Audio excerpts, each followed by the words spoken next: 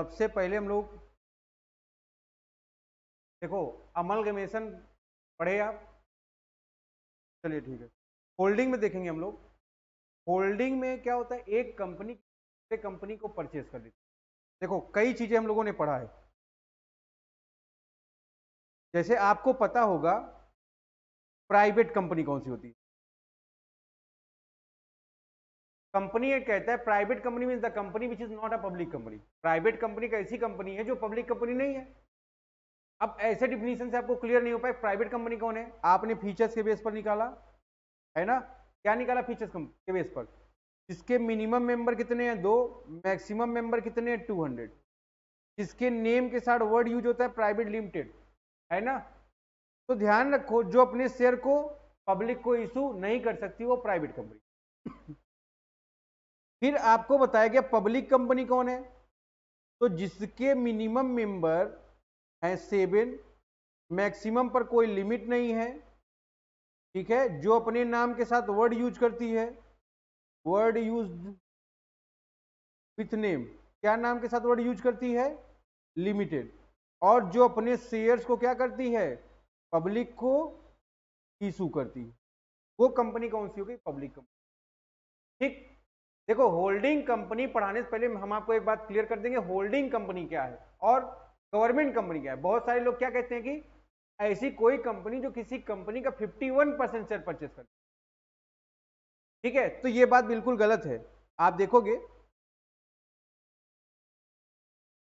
मान लो ये 2 कंपनियां हैं, ये एक्स लिमिटेड है, ठीक,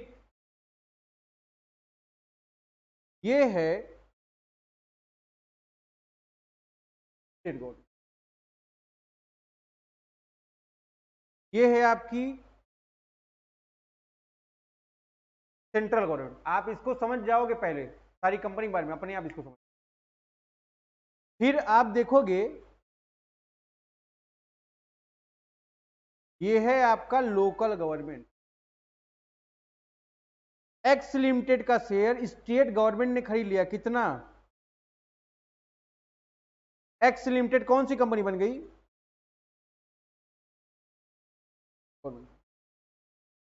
एक्स लिमिटेड का शेयर 51% किसने परचेज कर लिया, स्टेट गवर्नमेंट, या सेंट्रल गवर्नमेंट ने खरीद लिया, या लोकल गवर्नमेंट ने खरीद लिया। तो कोई भी गवर्नमेंट अगर किसी कंपनी के शेयर को परचेज लेती है, मिनिमम कितना 50%, वो कंपनी, ध्यान रखो। आगे देखो, स्टेट गवर्नमेंट ने 20% शेयर परचेज कर लिया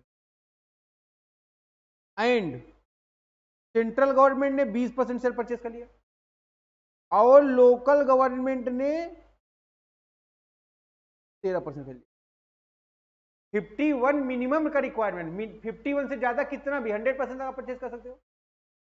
तो ध्यान रखो ऐसे केस में कंपनी कौन सी होगी, गवर्नमेंट कंपनी। तो कहने का मतलब किसी कंपनी का अगर कोई गवर्नमेंट आइदर सेंट्रल गवर्नमेंट और स्टेट गवर्नमेंट और लोकल गवर्नमेंट और म्यूचुअली या तो अकेले या सामूहिक रूप से परचेज कर लेती है, वो कंपनी गवर्नमेंट कंपनी हो जाती है। इस बात को ध्यान, आप ध्यान से समझो। होल्डिंग कंपनी,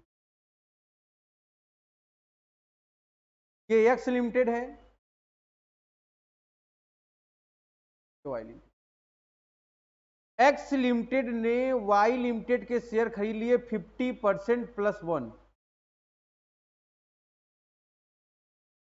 यहां पर आपने 50% से ज्यादा शेयर खरीदा, यहां पर ध्यान रखोगे आपने कितना शेयर खरीदा, 50% से ज्यादा।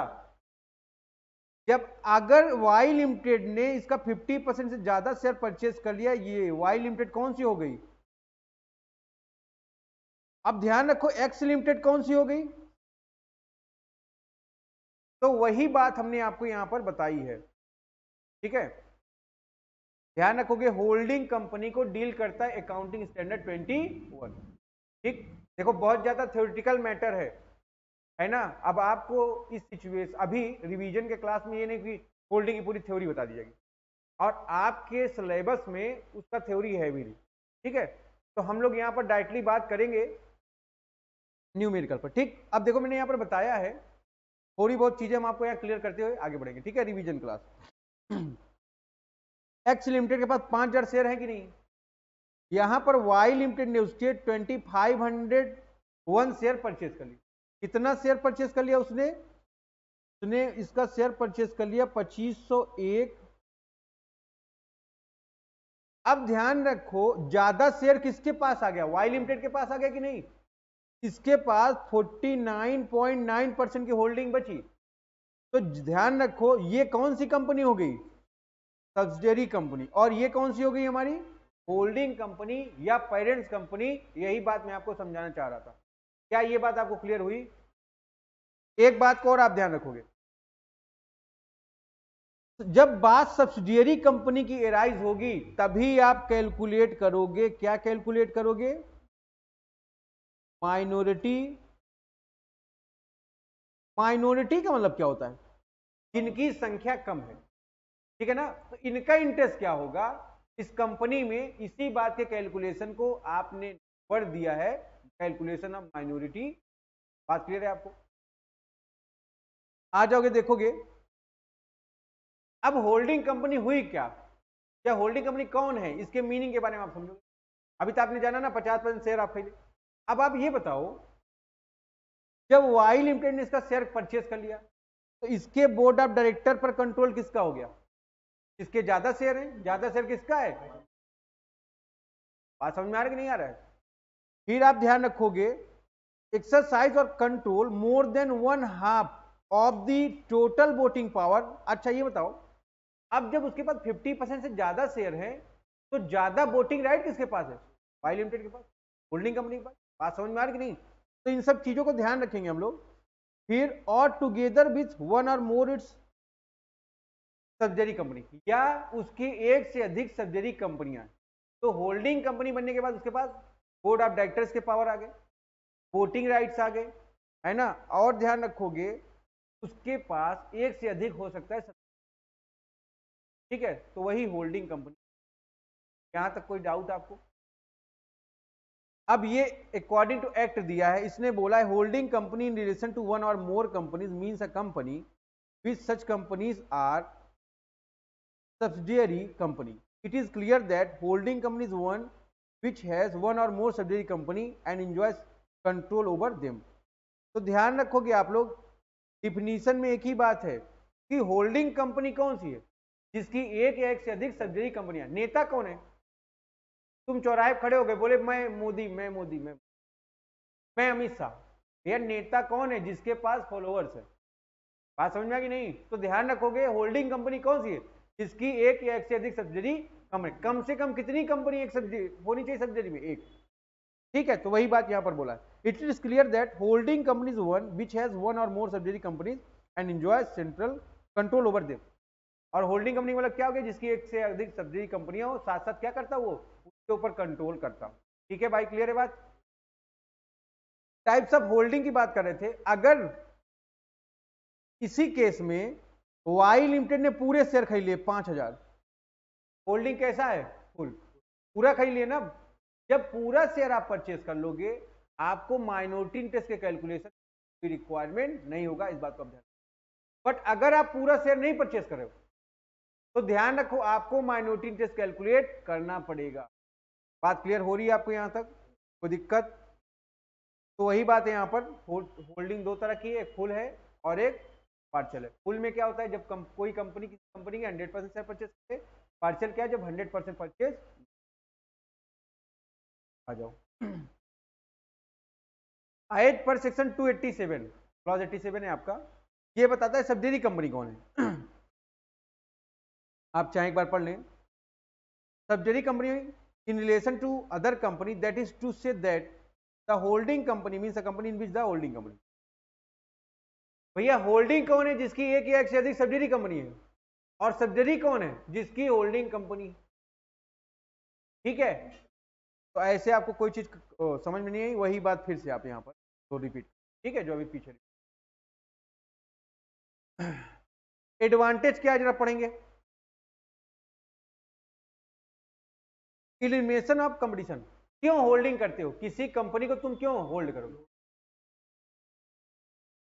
होल्डिंग का तुम मार्केट में देखिए, इसका भी कंपनी है, तुम्हारा भी कंपनी है, ज्यादा आगे बढ़ रहा है, वहां सिचुएशन खराब है, क्या करेगा? तुमको होल्ड कर लेगा। बात समझ में आ रही कि नहीं? फिर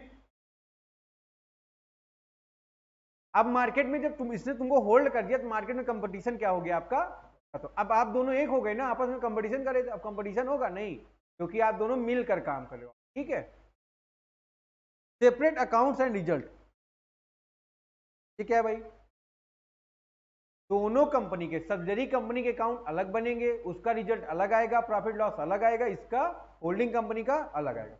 बाद में क्या करोगे आप? कंसोलिडेटेड बैलेंस शीट बनाओगे, दोनों का एक साथ आप रिजल्ट रिप्रेजेंट करने का कोशिश, कोई दिक्कत। फिर advantage of set goodwill, self goodwill का एडवांटेज होता है यहाँ पर। मान लो मार्केट में अगर होल्डिंग कंपनी का गुडविल है, देहाती रसगुल्ला ने, तुम्हारा एक रसगुल्ला कंपनी है शुभम, सबके सेहत का रखवाला, शुभम रसगुल्ले वाला, बात समझे कि नहीं? तो तुम्हारे रसगुल्ले को देहाती रसगुल्ले ने टेक ओवर कर लिया, ले लिया, होल्ड कर लिया, बोला तुम भी बेचो हम भी बेचेंगे, लेकिन बेचेंगे किसके नाम पे? हमारे नाम। तो उसका गुडविल आप यूज करोगे नहीं? ध्यान रखो इस बात को। लेस इन्वेस्टमेंट, बीकानेर का रसगुल्ला खाते हो, शक करते हो क्या? देहाती का खाओगे शक, क्योंकि वो नेशनल लेवल का ब्रांड हो गया ना Bikaner. Haldiram national international level का ब्रांड, आप उस पर शक, नेस्ले है ना, नेस्कैफे, ये सब ठीक है, तो ये सब ध्यान रखोगे। लेस इन्वेस्टमेंट, अब तुमको पैसा, अब भैया जो तुमको होल्ड कर रहा है, पैसा दे रहा है ना, तुम्हारा पैसा बच रहा है कि नहीं बच रहा है? आपका इन्वेस्टमेंट कम लाए, ठीक। कैरी फॉरवर्ड दी लॉसेस, आप क्या कर रहे हो? लॉस को कैरी फॉरवर्ड करो, अपना लॉस इनको दे दिए, भाई ये तुमको टेक ओवर कर रहे हैं, तुम्हारे पास लॉस होगा तो क्या करेंगे? लॉस को भी तो लेंगे। और भी बेनिफिट है, स्मूथ सप्लाई रॉ मटेरियल की, जो आदमी उसको कर रहा है तुमको भी कर लेगा, आसानी चीजें हो जाएंगी, है ना। मार्केट का एश्योरेंस लोगे, फिर रिजर्व आपका मेंटेन है, ठीक है। और भी बहुत सारी चीजें हैं, ठीक, आप बुक भी प्रिफर करोगे, ठीक। डिसएडवांटेज पर है,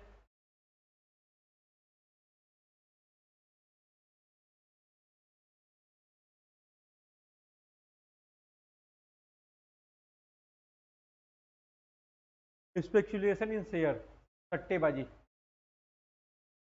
देखो लिखा है फोर्स अपॉइंटमेंट ऑफ डायरेक्टर, कभी कभी क्या होता है, आप डायरेक्टर को जबरदस्ती अपॉइंट कर लेते है ना, ऐसे क्या होता है।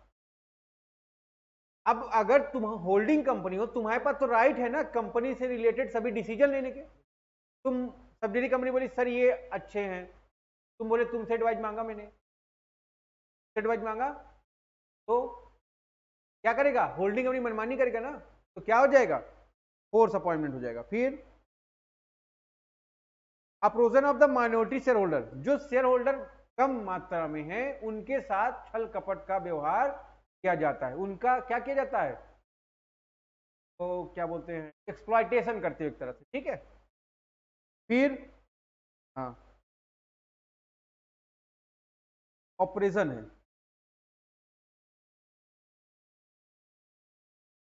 Difficulties in valuation of share, shares के वैल्यूएशन में डिफिकल्टीज, भाई तुमने कुछ वैल्यू रखा, हमने कुछ वैल्यू रखा, है कि नहीं, तो वैल्यूएशन में दिक्कत होता है, सट्टेबाजी हो जाती है शेयर्स की, है ना। तुम पूरा खरीदना चाह रहे हो, हमने प्राइस बढ़ा दिया, कम कर दिया, ठीक है, कुछ भी कर सकते।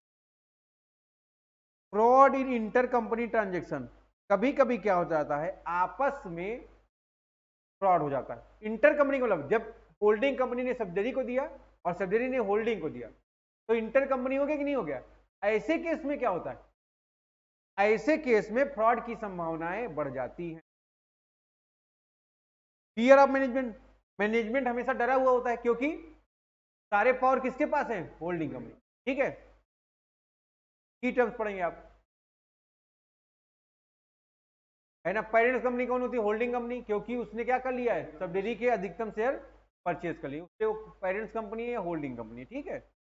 सब्सिडरी कंपनी कौन सी होती है? जिस कंपनी का कंट्रोल और मैनेजमेंट कोई दूसरी कंपनी ले लेती है या उसका 50% से अधिक शेयर अपने पास रख लेती है, उसके बोर्ड ऑफ डायरेक्टर्स, उसके शेयर होल्डर्स के एजेंडा सब उसके कंट्रोल में आ जाते हैं। ठीक है, कंट्रोल का मतलब क्या है?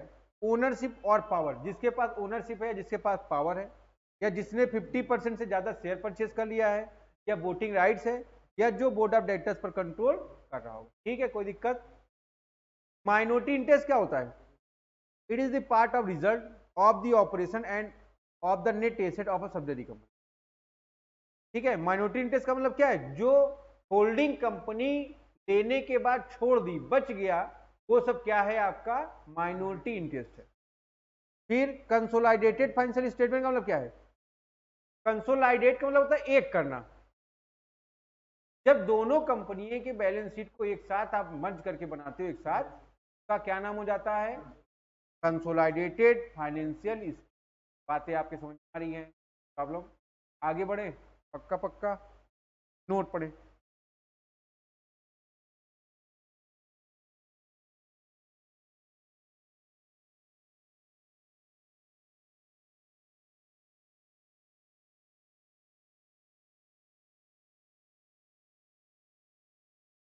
जरूरत नहीं। ठीक, अब देखो यहां पर आप कॉस्ट ऑफ कंट्रोल कैसे निकालोगे? कॉस्ट ऑफ कंट्रोल कैसे निकालोगे? यहां पर लिखो cost of investment. Holding company ने कितने पैसे खर्च किए सब्सिडरी कंपनी के शेयर खरीदने में, है ना? मान लो तुमने 1 लाख रुपए खर्च कर दिया, है ना? ओरिजिनल वैल्यू क्या उस शेयर की? मान लो उस शेयर की ओरिजिनल वैल्यू थी 50,000 रुपए। जिस दिन तुमने होल्डिंग किया है उस दिन का रिजल्ट था 10,000 का, है ना? स्टेटमेंट ऑफ पीएल 5 का था, तो 65 माइनस हो गया 35। क्या आ रहा है आपका? आप देखो 65,000 के वैल्यू की चीजों के लिए 1 लाख रुपए पे किए, एक्स्ट्रा पे किए ना? जब एक्स्ट्रा पेमेंट करते हो क्या है वो? गुडविल है। जब आप एक्स्ट्रा पेमेंट करते हो क्या है वो? बात समझ में आ रहा है आपके? अब मान लो तुमने 40,000 में शेयर खरीदा है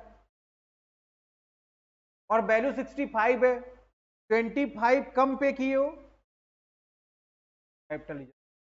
बात समझ में आ रहा है? कोई दिक्कत? तो कब गुडविल आएगा? जब आंसर, हाँ, यहां पर आप लिख सकते हो गुडविल या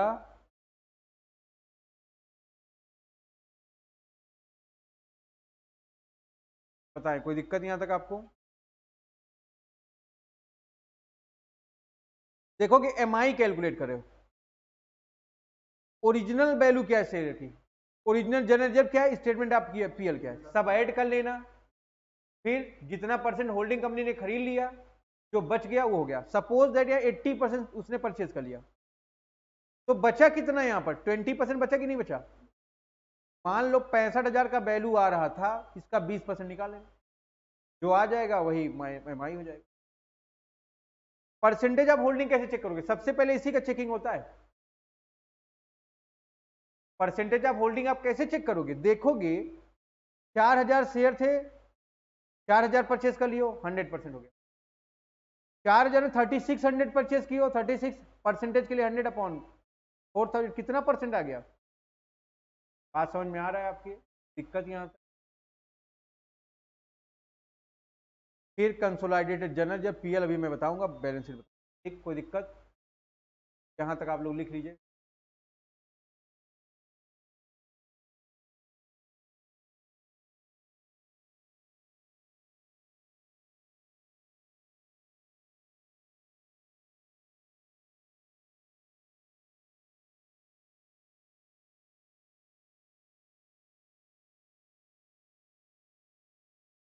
क्लियर है ना यहाँ तक?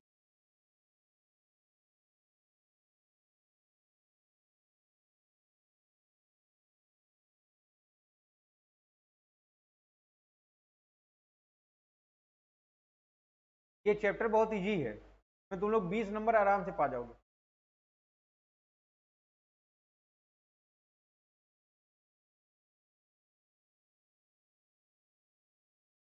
आगे बढ़े फिर।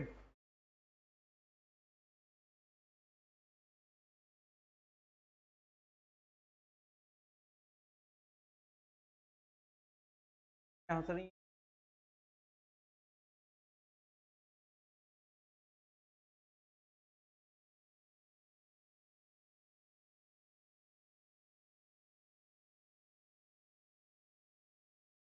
अरे देखो एग्जाम्पल से समझोगे ध्यान से।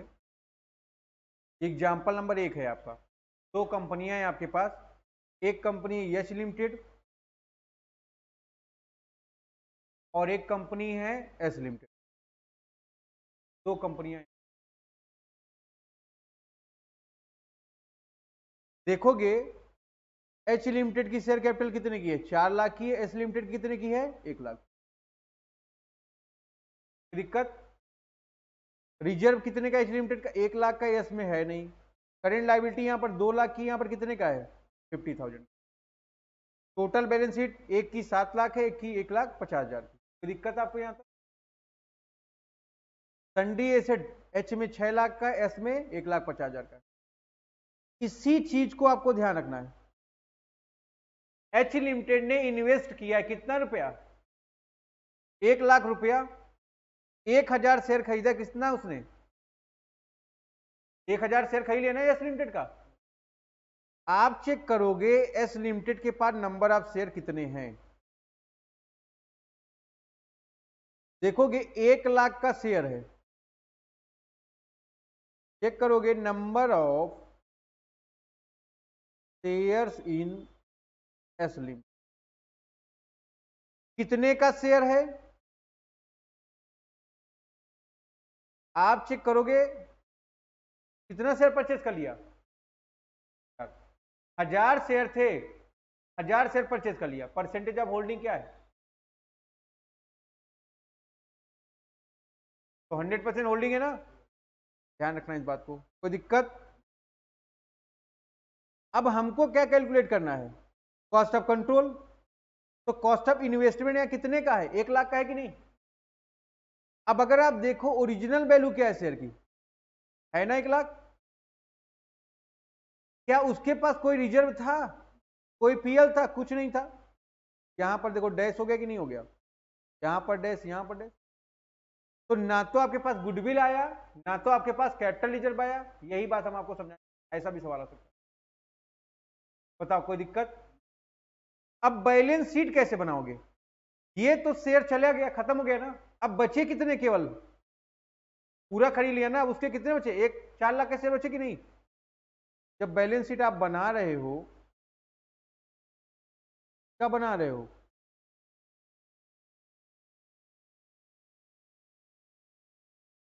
तो शेयर कैपिटल कितने के आ गए आपके,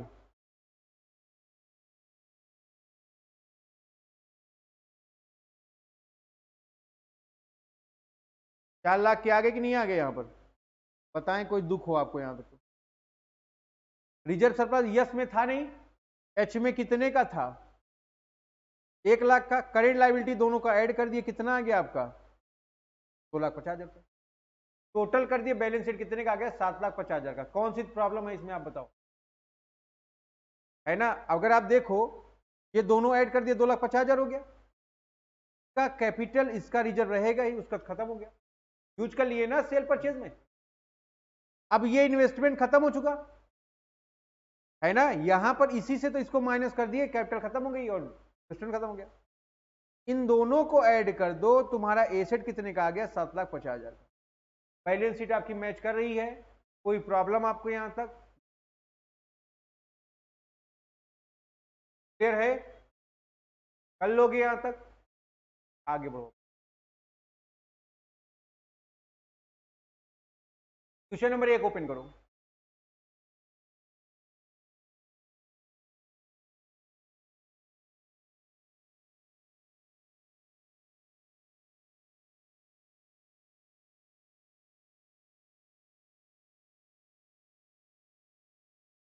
पढ़ो फटाफट सब लोग। हाँ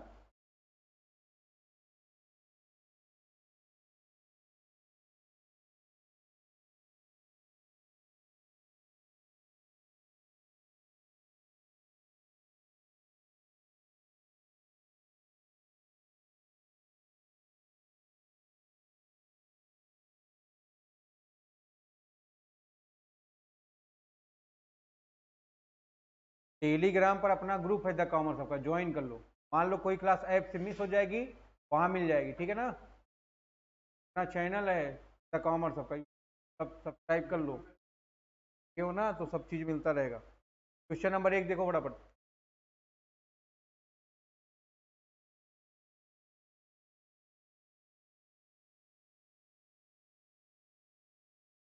पढ़ लिए बेटा 1 नंबर, चलो फिर कर लोगे उसको। क्या लिखा है, रमेश लिमिटेड ने परचेज किया है all equity shares of Sanjay limited. Sanjay limited के सारे शेयर परचेज कर लिए हैं और वो लॉस से सफर कर रहा था। लॉस अगर आप परचेज करें, लॉस कौन सा बैलेंस होता है, डेबिट बैलेंस। एंट्री क्या पास कर दिया आपने, PL of subsidiary company account debited to, किसने खरीदा। कोई दिक्कत आपको, आगे बढ़ो। फर्स्ट ईयर में and earn a profit of 40,000 in the second year. अब सेकेंड ईयर में क्या है, आप प्रॉफिट है कि नहीं, यही एंट्री रिवर्स मार दो, प्रॉफिट की है और ये लॉस का था। बताओ कोई समस्या इन दोनों में। तो आगे देखो, Sanjay limited disclose a dividend of 20,000 in the second year. Dividend pay कर रहे हो, एंट्री क्या पास कर दे रहे हो, डिविडेंड दे रहे हो संजय को, तो बैंक टू संजय हो जाएगा, ठीक है। ये तुम्हारे पेपर के पॉइंट ऑफ व्यू से बहुत इंपॉर्टेंट नहीं है, ठीक, इतना छोटा सवाल आपके पेपर, ठीक है। क्वेश्चन नंबर 2 से आप लोग करना स्टार्ट करो।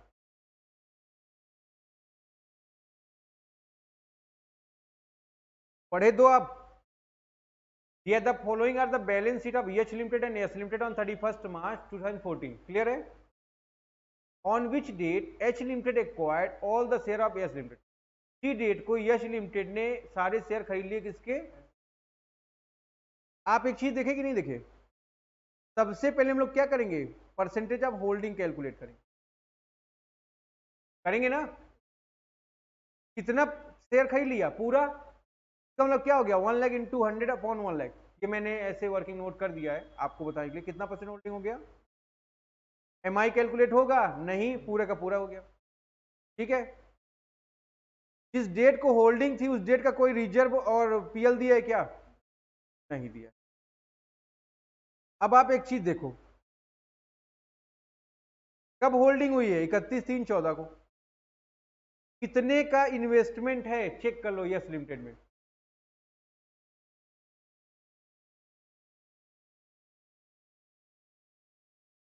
एक लाख का है।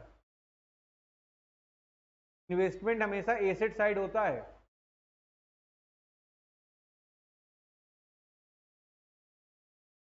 Shares in yes limited at cost कितना लिखा है, 2 लाख लिखा है कि नहीं लिखा है।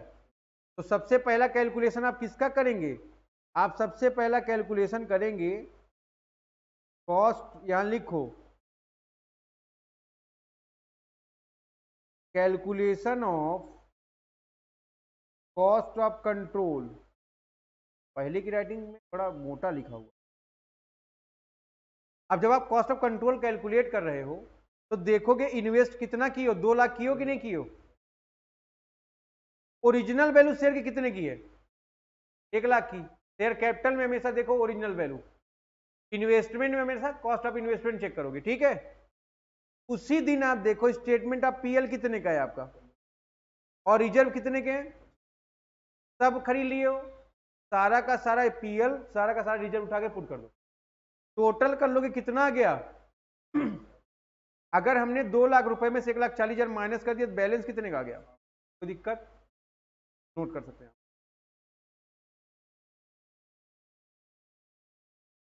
नोट ना करना हो पिक ले लो, घर पे बैठ के आराम से लिख सकते, और जो नोट्स गया उसमें ऑलरेडी ये सब है। ये चीज आपको समझ में आई शुभम जी।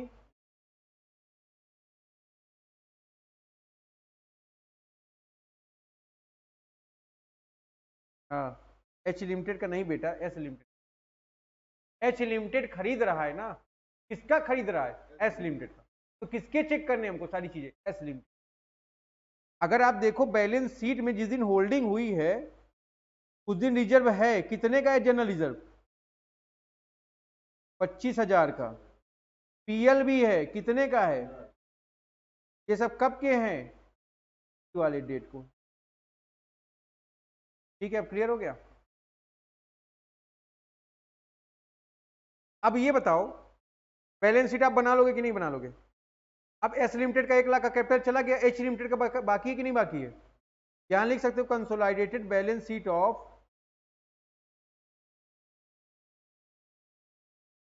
ठीक है। अब शेयर कितने हैं, 5 लाख के कि नहीं, 10 रुपए वाले, इसका मतलब 50,000 शेयर है, 10 रुपए वाले। क्लियर है आपको ये। स्टेटमेंट आप पीएल नीचे देखो, रिजर्व तो है नहीं एच लिमिटेड का, एस लिमिटेड का तो खत्म हो गया यहां पर। अब एच का कितना है, 1 लाख।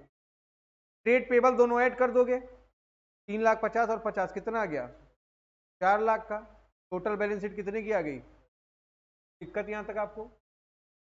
एसेट चेक कर लोगे, सन्ड्री एसेट में 750 190 कितने का आ गया, 9 लाख। गुडविल अभी लेके आए कि नहीं यहाँ पर, 60,000 का। इंटेंजिबल एसेट्स है, लिख दिया 60,000। बैलेंस शीट मैच करके कि नहीं, बताइए यहां तक क्या, कोई समस्या नहीं है। आगे करोगे, क्वेश्चन नंबर 2 करके देखो, आ रहा है तुमको, सॉरी क्वेश्चन नंबर 3।